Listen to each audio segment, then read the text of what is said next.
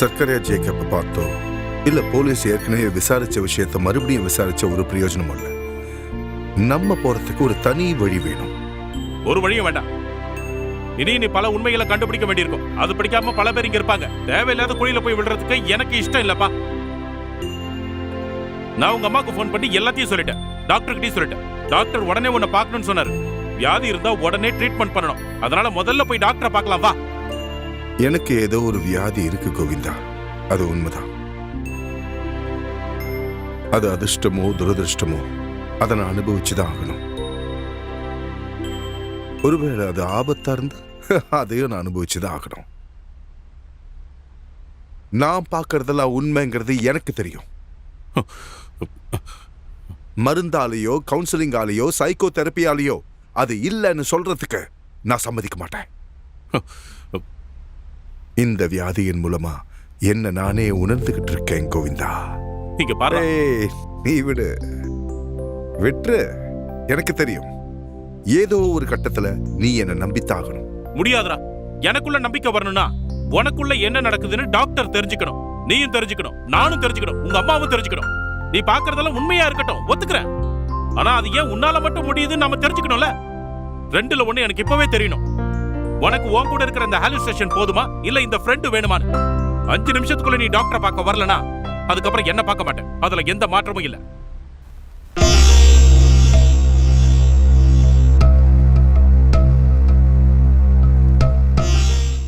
போயிடுங்க ஸ்ரீ.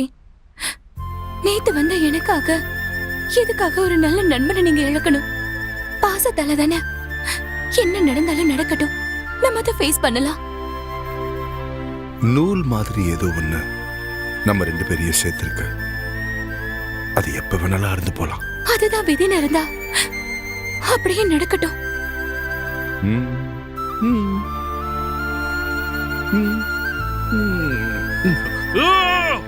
ஏய், சத்தம் போடாத, நான் வரேன். எனக்கு ஒரு சாய் வேணும். இவருக்கு டீயா? டீ குடிக்கிற மாதிரி இப்படி காட்டினா போதல்ல. அதான உன் வியாதி. மூடிக்கிட்டு தான்.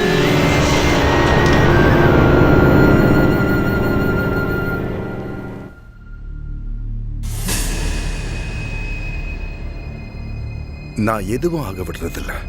யாருமே நான் எது செஞ்சாலும் என்னை எதிர்த்து நிக்கிறாங்க எல்லாரும். உனக்கு நல்ல ஞாபகம் இருக்குல்ல, ஸ்கூல்ல படிக்கும்போது கிளாஸ் டீச்சர்ஸ் என்னை பத்தி என்ன சொன்னாங்க ஞாபகம் இருக்கா? நான் பெரிய ஆள் அவன் சொன்னாங்க. என்னாச்சு? காலேஜ்ல நான் பண்ண ஒவ்வொரு ரெக்கார்டப்போ நீ ஓடி வந்து என்னை கட்டி பிடிச்சி உன்னை நினைச்சு எனக்கு பெருமையா இருக்குன்னு சொன்ன நீ இப்ப என்ன பண்ற? கனவு கண்டா ஏதோ ஆகணும்னா ஸ்போர்ட்ஸ்ல, மியூசிக்ல, சயின்ஸ்ல, லிட்ரேச்சர்ல எத்தனையுமே என்னால ஒண்ணும் பண்ண முடியல. ஆனா இப்ப உண்மை நான் நம்புற ஒண்ணு, கண்டுபிடிப்பேன்னு உறுதியா இருக்கிற ஒண்ணு, நான் விரும்பி இறங்குற ஒரு காரியத்துல இருந்துதான் நீ இப்ப என்ன பின்வாங்க சொல்ற. சந்தேகப்படுறது இல்லடா, நம்பிக்கை வைக்கிறது தான்டா உண்மையான அன்பு இருக்கிற உள்ளம். விடு விடு.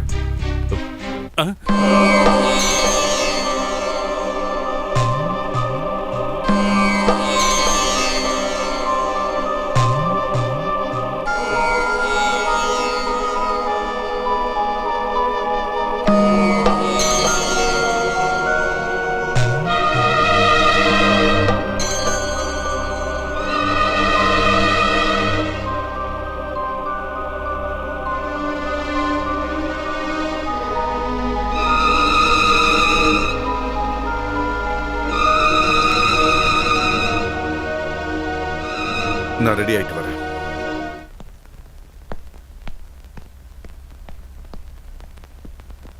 கோவிந்தன் எங்க போயிட்டாரா?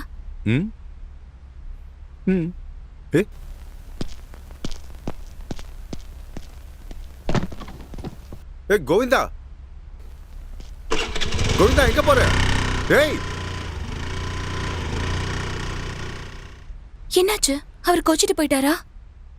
நான் கோபத்துல சொன்ன ஏதோ ஒண்ணு அவனை ரொம்ப ஹர்ட் பண்ணிருக்கணும்.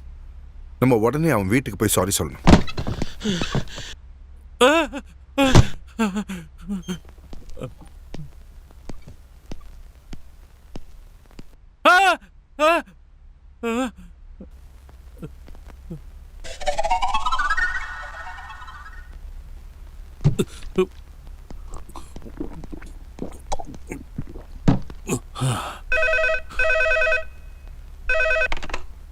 ஹலோ ஹலோ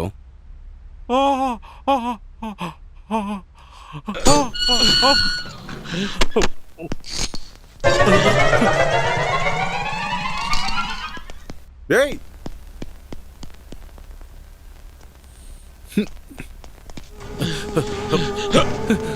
டேய் கோவிந்தா டேய் டேய் ச்சே இவன் ஏன் எப்படி ஓடுறான்?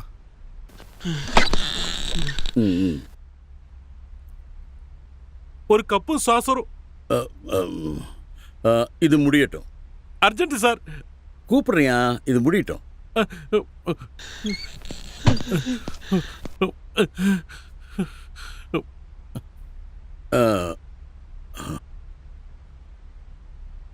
டீ கொண்டு வரட்டா?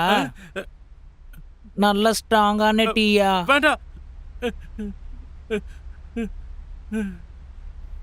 உங்க பேர் என்ன? கோவிந்தன். அப்ப என்ன பார்க்க முடியுதா? ஏன் அப்படி கேக்குறீங்க? ஐயோ, நான் சொல்றதெல்லாம் அப்ப உங்களுக்கு கேக்குதா? என்ன ஒரு வாட்டி தொடுங்களே. தொடுங்க. ஐயோ, அப்ப என்ன தொடவும் முடியுதா? என்னங்க பிரச்சனை? அது என்னன்னா, எல்லாராலையும் என்ன பார்க்கவும் முடியாது, நான் பேசுறத கேட்கவும் முடியாது. இது இப்ப எல்லா இடத்துலயும் இருக்கா? உங்க பேர் என்ன, ரீதாவா? உங்களுக்கு அப்படி கூப்பிட்டதா பிடிச்சிருக்குதுன்னா கூப்பிடுங்க. ஆனா என் பேர் மாயா. மாயனா இதுவா இல்ல பேரா? பேரு உன்னை வர சொன்னாரு யாரு? டாக்டர். போறீங்களா? இப்ப வரேன். ஐயோ, உட்கார்.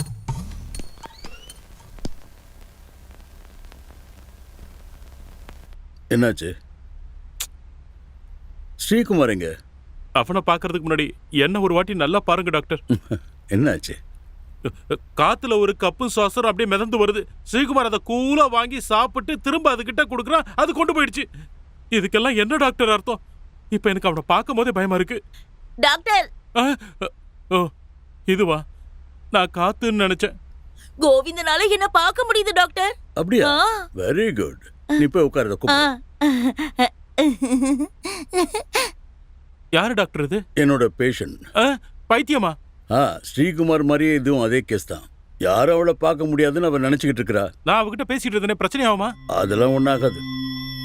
நம்ம விஷயத்தை பத்தி பேசுவோம். டீ கப்பும் சாசரும் பறந்து போனதா நீங்க பார்த்ததா சொன்னது உண்மையா இருந்தா நல்லது. நல்லதா? இப்போதான் இந்த கேஸ்ல எனக்கு ஒரு இன்ட்ரெஸ்ட் வந்திருக்கு. இந்த மாதிரி ஒரு கேஸ் சைக்காட்ரிஸ்ட் கிட்ட வர்றதுங்கிறது ரொம்ப பெரிய விஷயம். எனக்கு இதோட ஆழத்துல இறங்கி பார்க்கணும். அவனுக்கு இந்த மாதிரி வியாதி இருக்குதுன்னா எனக்கும் கொஞ்சம் இருக்கும் இல்லையா? நானும் அது காத்துல போறதெல்லாம் பார்த்தேன்ல. இது அப்படி பரவுற விஷயம் இல்ல. நீ எதுக்கும் பயப்படாத. எனக்கு தேவை ஸ்ரீகுமார் தான். நீ புறப்படு. கோவிந்தா, நானும் உங்க கூட வரட்டுமா? எதுக்கு? கல்யாணம் பண்ணிக்கதா? இவ்வளவு சீக்கிரமா? உங்களால என்ன பார்க்க முடியுதுன்னா அப்ப கல்யாணம் பண்ணிக்கலாம்ல. அதுக்கு நான் ரெடி ஆயிட்டு வரேன். பட்டு வெட்டி சட்டையெல்லாம் போட்டு வரேன். அடுத்த மாசம் பார்க்கும்போது டெஃபினட்டா கல்யாணம் தான். இல்ல இல்ல, அது முடியாது. இப்பவே கல்யாணம் பண்ணிக்கணும். மாயா, மாயா, ஐயோ, இங்க இருந்து அழகான பொண்ணு எங்க போனா? நான் இங்க தான் இருக்கேன். ஒண்ணுமே கேட்க மாட்டேங்குதே. ஐயோ, மாயா, இங்க மாயா, மாயா, கோவிந்தா, நான் இங்க தான் இருக்கேன்.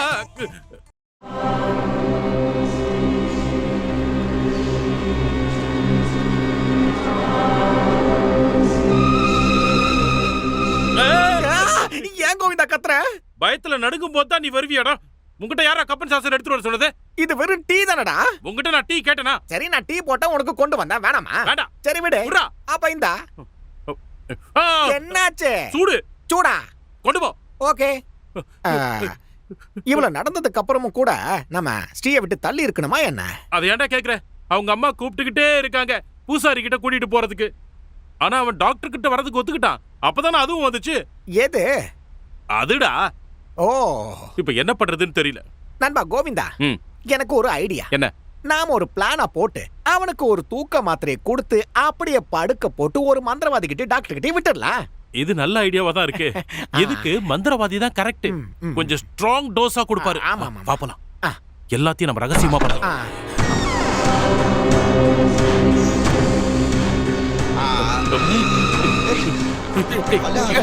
எங்க ஓடி வருதுன்னு தெரியல. ஆ என்ன ஆ என்னடா எதை தூக்க மாத்திரை. அது உனக்கு எப்படி தெரியும்? ரீட்டா இங்க தானே இருக்கா, அவதான் சொன்னா. அட ரீட்டா எங்கதான் இருக்கா? இங்க முன்னாடி தான்டா இருக்கா. அவ கொண்டு வந்து கப்பு சாஸ்திரம் பார்த்து தான் பயந்தேன். அப்புறம் ஒரு பொண்ணு இருக்கும்போது அவ முன்னாடியே நீ ஜட்டி மாத்திராமா? ஐயோ, அப்ப அதையும் பாத்துட்டாளா? எது? Dress மாத்துனத? கண்டிப்பா பாத்துருப்பா. This is cheating, this is cheating. என்னடா நீங்க நான் சொல்றது நம்ப மாட்டீங்களா? எனக்கு எந்த வியாதியும் இல்ல, என் கூட இருக்கிறது பேயும் இல்ல. அது என்னன்னு தான் சொல்ல. ரீட்டா எங்கேயோ கண்டிப்பா ஆழ்ந்த தூக்கத்துல இருக்கணும். அப்படி இல்லைன்னாலும் மோசமானவங்க கிட்ட மாட்டிக்கிட்டு அசைய முடியாம படுத்திருக்கணும்.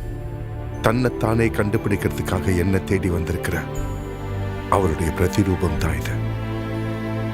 அவருடைய ஜீவ தேஜஸ். இந்த அப்பாவிக்கு என்ன கொடுமை நடந்ததுன்னு கண்டுபிடிக்கிறதுக்காக என்கிட்ட வந்திருக்கா. அதுக்கு உங்க 2 பேர் ஹெல்ப் வேணும். அதை விட்டுட்டு எனக்கு தூக்க மாத்திரை கொடுக்கறதுக்கு இல்ல, நடந்ததை கண்டுபிடிக்க என் முன்னாடி இப்போ ஒரு வழி இருக்கு. பாம்பை அதனுடைய புத்துக்குள்ள போய் தேடாம அந்த பாம்பை என்ன தேடி வர வைக்க போறேன். ரீட்டா எனக்கு சொன்ன விஷயங்களை நான் எப்படியாவது பேப்பர்ல பப்ளிஷ் பண்ணணும், ஆவி அமுதா மாதிரி. ஆனா அதுக்கு உங்க 2 பேருடைய ஹெல்ப் வேணும். எங்களால என்ன ஹெல்ப்டா பண்ண முடியும்? அதை இப்ப சொல்ல முடியாது, தெரியும் போது சொல்றேன்.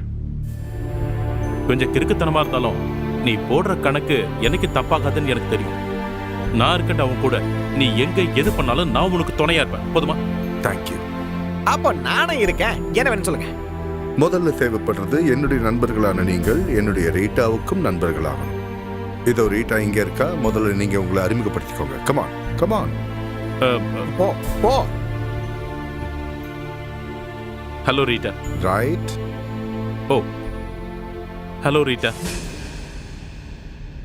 ரீட்டா நான் என்னடா உன்னால பார்க்க முடியுதா? என்ன என்னால பார்க்க முடியலையே. கான்சென்ட்ரேட் பண்ணணும் ரீட்டா. ரீட்டா அது வந்து நான் பார்த்துட்டேன். நான் கான்சென்ட்ரேட் பண்ணிட்டேனே. அப்படின்னா என்ன கலர் ட்ரெஸ்ன்னு சொல்லு. பச்சை சாரி, சகப்பு பிளவுஸ். நீ பாத்துட்டியாடா? பாக்குறேன்டா, அதோ அந்த பக்கம் திரும்பிட்டான். Hello Rita.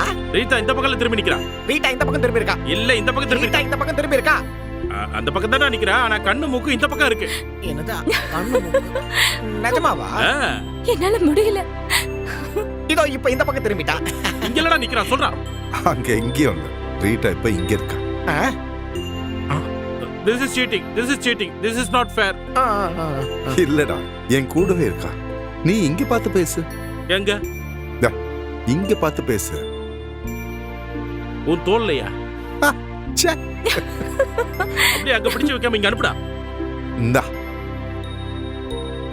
வந்துட்டாளா? ரீட்டா, என்னால பார்க்க முடியலனாலும் நீ என்னைக்கு என் பார்வையில தான் இருப்ப. ரீட்டா, நீ பேசுறது எனக்கு கேட்கலனாலும் எப்பவுமே நீ என் காது கிட்ட தான் இருக்க. மனங்கள் இப்போ ஒன்னாயிடுச்சு. அந்த பைத்தியக்கார ஸ்ரீகுமார் பேப்பர்ல எல்லாம் எழுத ஆரம்பிச்சிட்டான். ரீட்டா வார்டன் 2 பேருக்குள்ள விஷயங்களை அப்படியே புட்டு வச்சிருக்காயா. ரீட்டா மேத்யூஸ் எங்க? இதுல முக்கியமான விஷயம், ஹாஸ்டல் வார்டன் அம்மணி குட்டி ரீட்டாவுக்கு அம்மா மாதிரி. கடைசியில என்ன எழுதிருக்கான் பாத்தீங்களா? போலீஸாலேயே முடிக்க முடியாத கேஸ் இனி எங்க போய் முடிய போகுதுன்னு பாப்போம். ஹலோ விபி சார், பேப்பரை பாத்தீங்களா? பார்த்தேன். அதை எழுதுனது யாரு? பேப்பர் ஆபீஸ்ல கேட்டா அவங்க சொல்ல மாட்டேங்கிறாங்க. கண்டுபிடி. இது என்னடா புது சவாலா? இப்பதான் எல்லாம் முடிஞ்சதுன்னு நிம்மதியா இருந்தேன். திடீர்னு பேப்பர் வழியா இப்படி ஒரு ஷாக்கு. நான் தான் இதுக்கு பின்னாடி இருக்கேன்னு அவன் தெரிஞ்சுக்கிறதுக்கு முன்னாடி இதை எழுதுறவனை நாம கண்டுபிடிக்கணும். அம்மா, நீ எழுதினதெல்லாம் உண்மையா பொய்யான்னு எனக்கு தெரிய வேண்டாம். இனி ஒரு நிமிஷம் கூட நீ அங்க இருக்க கூடாது. உடனே புறப்பட்டு வா. நான் அந்த பேப்பருக்கு இந்த ஃபீச்சர் எழுதி கொடுக்கறேன்னு ஒப்பந்தத்துல சைன் பண்ணிட்டேம்மா. இனி பின்வாங்க முடியாது. வேண்டாம், நீ ஒன்னும் சொல்ல வேண்டாம். போனை கோவிந்தங்கிட்ட கொடு. ஹலோ என்ன கோவிந்தா, என் பையனுக்கு என்ன ஆச்சு? நீங்க நினைக்கிற மாதிரி இங்க ஒண்ணும் பிரச்சனை இல்லம்மா. நீ தானடா என்கிட்ட சொன்ன அவங்க கூட யாரோ இருக்காங்கன்னு. அது நான் சும்மா தமாஷுக்கு. தமாஷா? நீ தான் என் பையனை பழையபடி என்கிட்ட திருப்பி கொடுக்கணும். அம்மா கோச்சிக்கிட்டு போனை வச்சுட்டாங்க. ஹே, அதெல்லாம் ஒன்றும் பிரச்சனை இல்லை. நேர்ல போய் 2 வார்த்தை அன்பா பேசினா சரியா ஒரு கேஸ் இது. நான் ரெடி.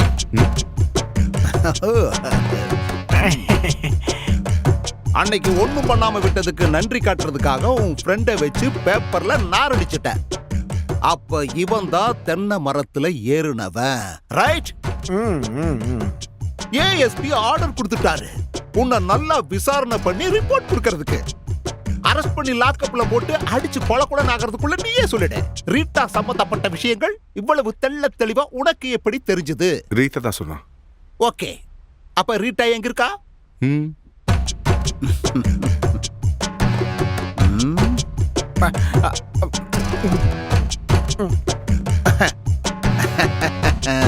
டேய், ஃப்ரெண்ட கலாய்க்கிற மாதிரி என்ன கலாய்க்க நினைக்காத.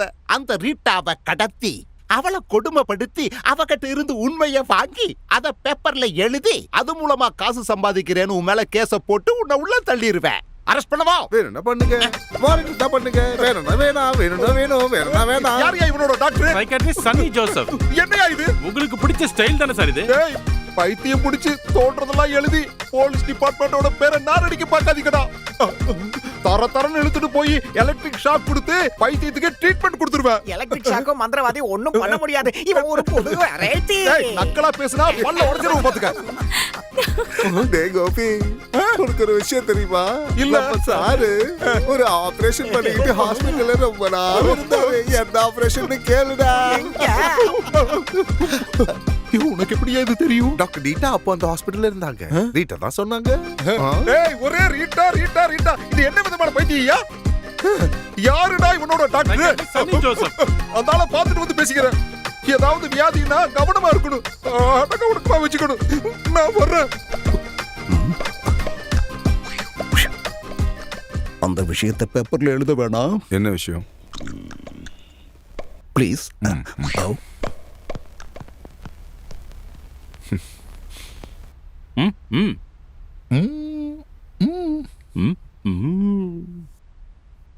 ட்ரீட் பண்ணாம வெளியில வந்து அவ இஷ்டத்துக்கு அது இதுன்னு எழுதுனா அது பிரச்சனை தானே? போலீஸ் நினைச்சா அவனை காப்பாற்ற முடியும்.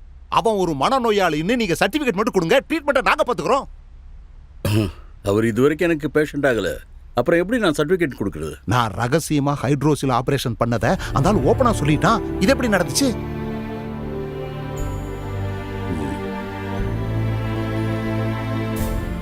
அவரை பத்தி நான் ஒன்னும் தெளிவா படிக்கல. ஒன்னு அபூர்வமான, அவரால் ஒத்துக்க முடியாத ஒரு மனநிலை நோய், இல்லைன்னா பெரிய பெரிய டாக்டர்ஸ்க்கே பதில் கொடுக்க முடியாத ஒரு விதமான மனித அதிசயம். எந்த மாதிரி?